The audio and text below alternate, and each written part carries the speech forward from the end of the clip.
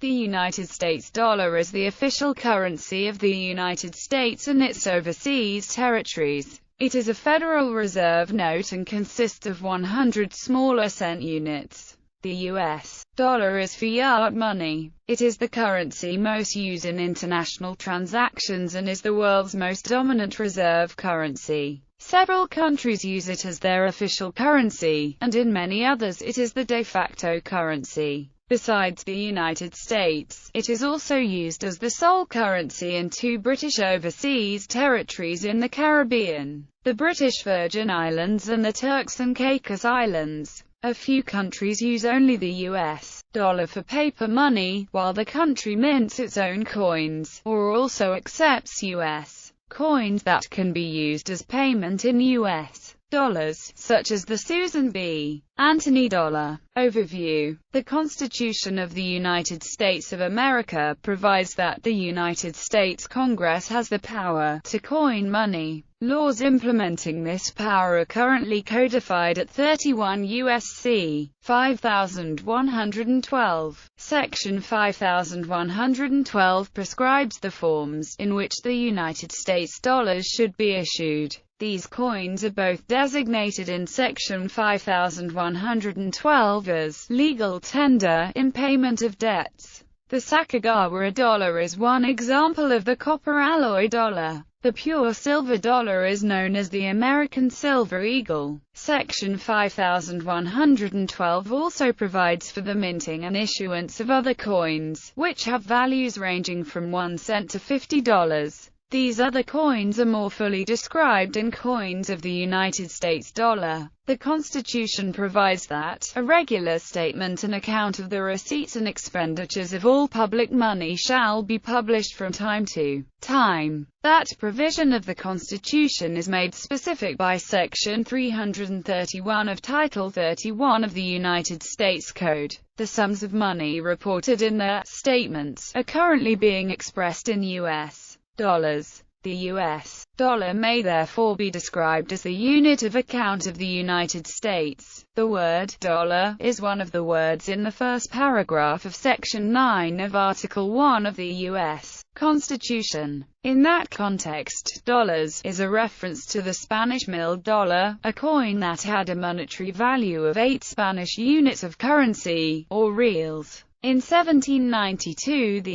U.S. Congress adopted legislation titled An Act Establishing a Mint, and Regulating the Coins of the United States. Section 9 of that act authorized the production of various coins, including dollars or units, each to be of the value of a Spanish milled dollar as the same as now current, and to contain 371 grains and 4/16 parts of a grain of pure, or 416 grains of standard silver. Section 20 of the Act provided that the money of account of the United States shall be expressed in dollars, or units, and that all accounts in the public offices and all proceedings in the courts of the United States shall be kept and had in conformity to this regulation. In other words, this act designated the United States dollar as the unit of currency of the United States. Unlike the Spanish milled dollar, the U.S. dollar is based upon a decimal system of values. In addition to the dollar, the coinage act officially established monetary units of mill or 1/1000th of a dollar, cent or 100th of a dollar, dime or 1/10th of a dollar, and eagle or $10, with prescribed weights and composition of gold, silver, or copper for each.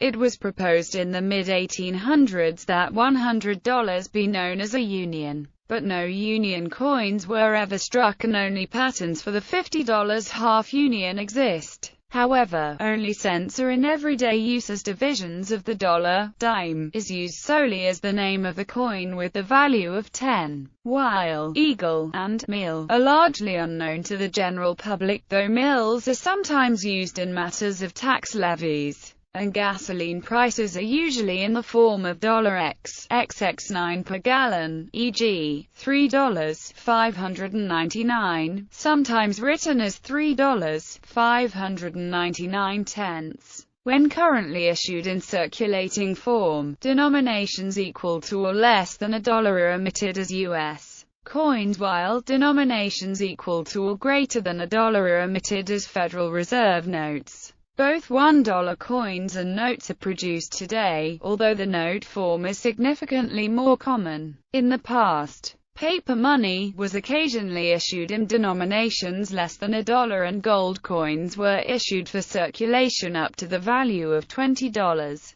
The term eagle was used in the Coinage Act of 1792 for the denomination of $10, and subsequently was used in naming gold coins. Paper currency less than $1 in denomination, known as fractional currency, was also sometimes pejoratively referred to as shin plasters. In 1854, James Guthrie, then Secretary of the Treasury, proposed creating $100, $50 and $25 gold coins, which were referred to as a union, half union, and quarter union, thus implying a denomination of 1 union equals $100. Today, USD notes are made from cotton fiber paper, unlike most common paper, which is made of wood fiber. U.S. coins are produced by the United States Mint. U.S. dollar banknotes are printed by the Bureau of Engraving and Printing, and since 1914, have been issued by the Federal Reserve. The large-sized notes, issued before 1928, measured 7.42 inches by 3.125 inches. Small-sized notes, introduced that year, measure 6.14 inches by 2.61 inches by 0.0043 inches. When the current, smaller-sized U.S. currency was introduced, it was referred to as Philippine-sized currency because the Philippines had previously adopted the same size for its legal currency. Etymology. In the 16th century, Count Hieronymus Schlicker of Bohemia began minting coins known as Joachimsthalers, named for Joachimsthal, the valley where the silver was mined. Joachimsthaler was later shortened to the German Taler, a word that eventually found its way into Danish and Swedish as daler, Norwegian as dalar and daler, Dutch as daler or dalda, Ethiopian as, Hungarian as tale, Italian as talero, and English as dollar. Alternatively, thaler is said to come from the German coin Guldengroschen, minted from the silver from Joachimsthal. The coins minted at Joachimsthal soon lent their name to other coins of similar size and weight from other places. One such example was a Dutch coin depicting a lion, hence its Dutch name Leeuwendaler. The Leeuwendaler was authorized to contain 427.16 grains of 75 fine silver and passed locally for between 36 and 42 stuivers.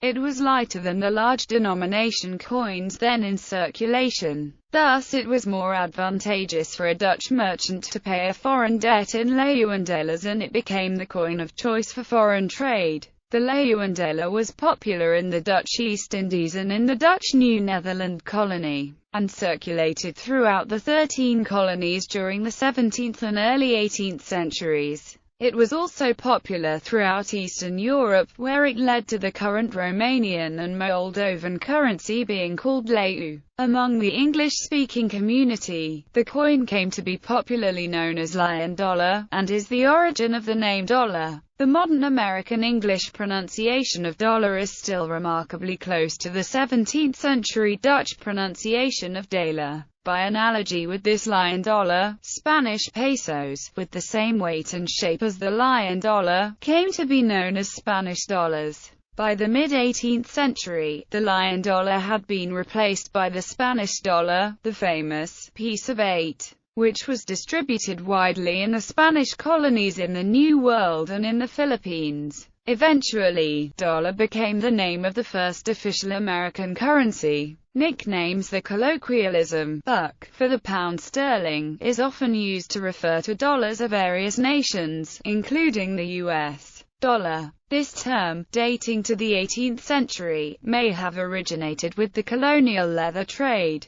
It may also have originated from a poker term. Greenback is another nickname originally applied specifically to the 19th century demand note dollars created by Abraham Lincoln to finance the costs of the Civil War for the North. The original note was printed in black and green on the back side. It is still used to refer to the US dollar. Other well-known names of the dollar as a whole in denominations include green male, green, and dead presidents.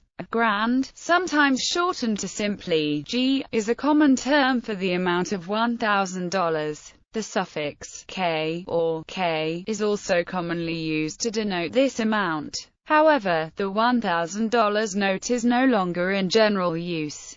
Large or stack, it is usually a reference to a multiple of $1,000. The $100 note is nicknamed Benjamin, Benji, Ben, or Franklin, C note, Century note, or Bill. The $50 note is occasionally called a yardstick or a grant. The $20 note is referred to as a double sawbuck, Jackson, or double eagle. The $10 note is referred to as a sawbuck, 10-spot, or Hamilton. The $5 note is Lincoln, Finn, Fiver, or 5-spot.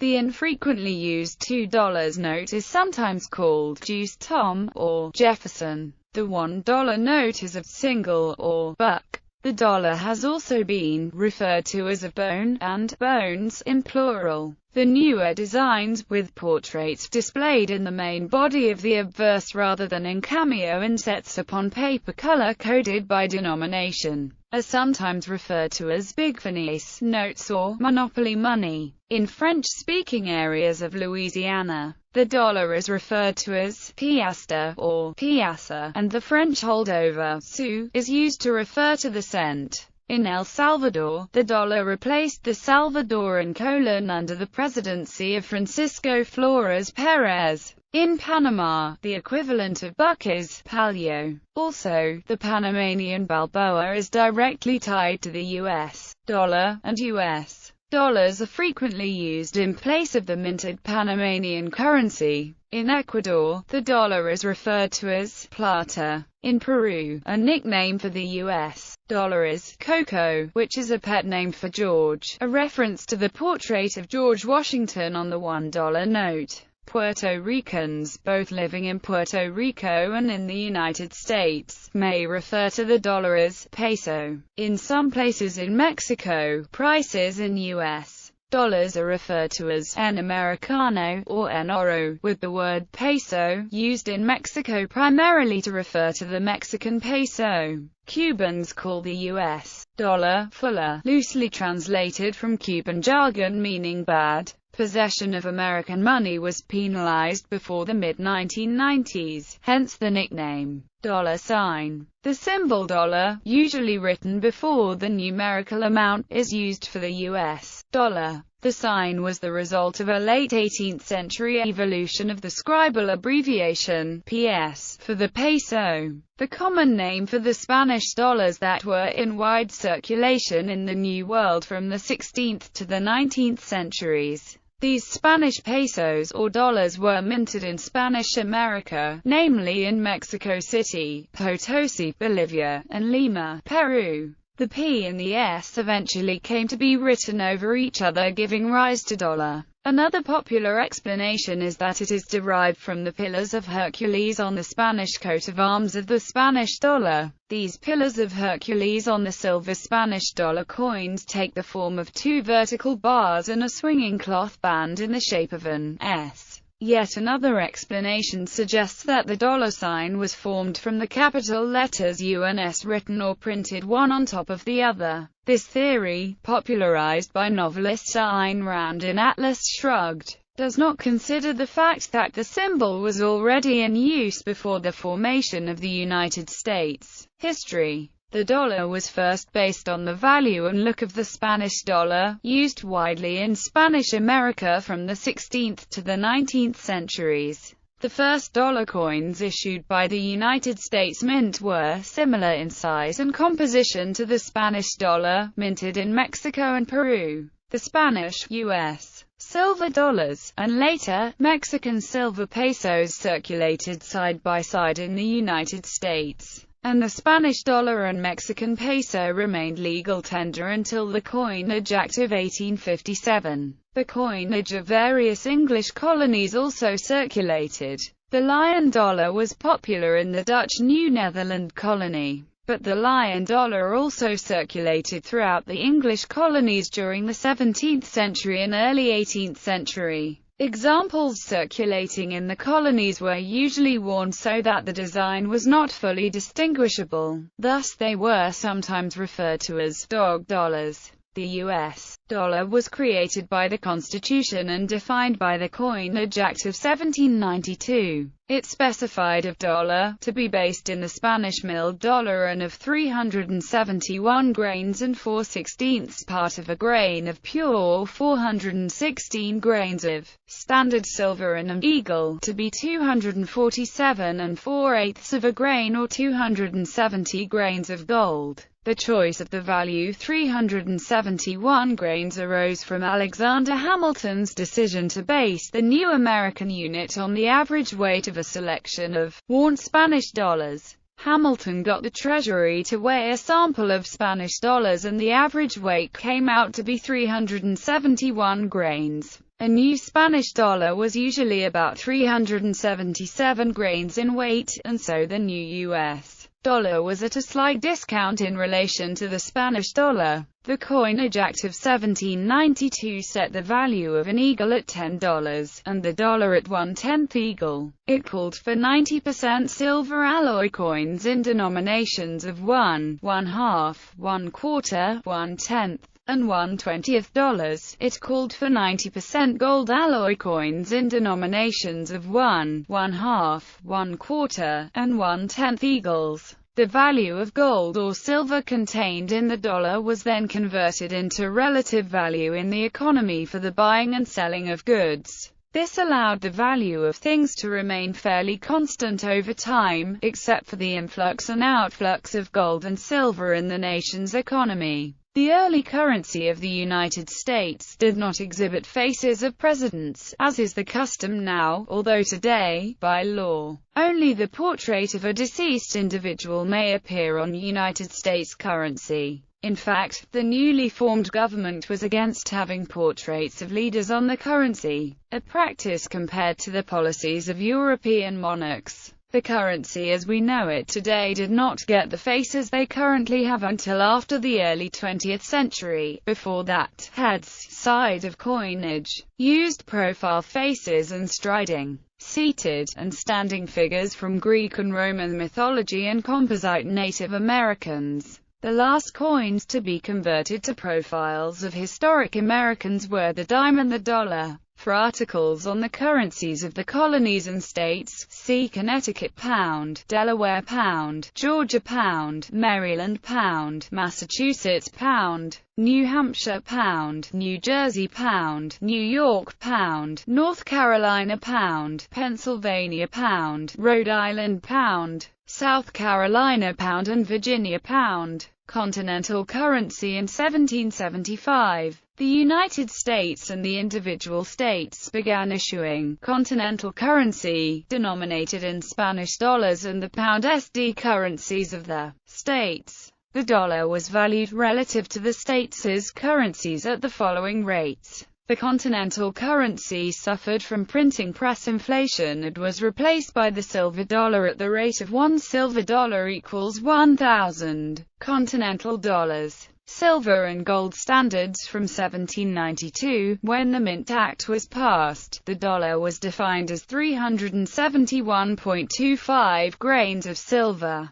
Many historians erroneously assume gold was standardized at a fixed rate in parity with silver. However, there is no evidence of Congress making this law. This has to do with Alexander Hamilton's suggestion to Congress of a fixed 15:1 ratio of silver to gold, respectively. The gold coins that were minted, however, were not given any denomination whatsoever and traded for a market value relative to the congressional standard of the silver dollar. 1834 saw a shift in the gold standard to 23.2 grains, followed by a slight adjustment to 23.22 grains in 1836. 1837. In 1862, paper money was issued without the backing of precious metals. Due to the Civil War, silver and gold coins continued to be issued, and in 1878 the link between paper money and coins was reinstated. This disconnection from gold and silver backing also occurred during the War of 1812. The use of paper money not backed by precious metals had also occurred under the Articles of Confederation from 1777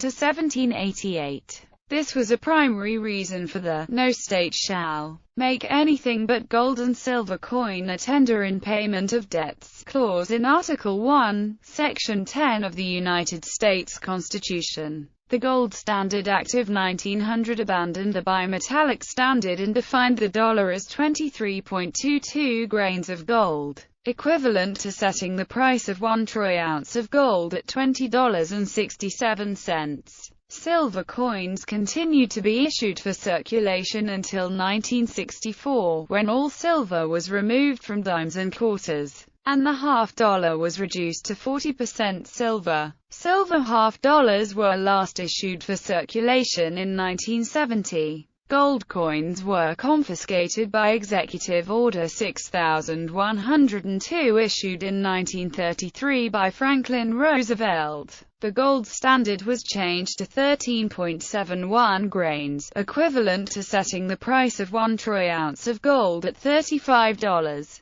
This standard persisted until 1968. Between 1968 and 1975, a variety of pegs to gold were put in place, eventually culminating in a sudden end, on August 15, 1971, to the convertibility of dollars to gold, later dubbed the Nixon shock. The last peg was $42.22 per ounce before the U.S. dollar was let to freely float on currency markets. According to the Bureau of Engraving and Printing, the largest note it ever printed was the $100,000 gold certificate, Series 1934. These notes were printed from December 18, 1934, through January 9, 1935, and were issued by the Treasurer of the United States to Federal Reserve banks only against an equal amount of gold bullion held by the Treasury. These notes were used for transactions between Federal Reserve banks and were not circulated among the general public.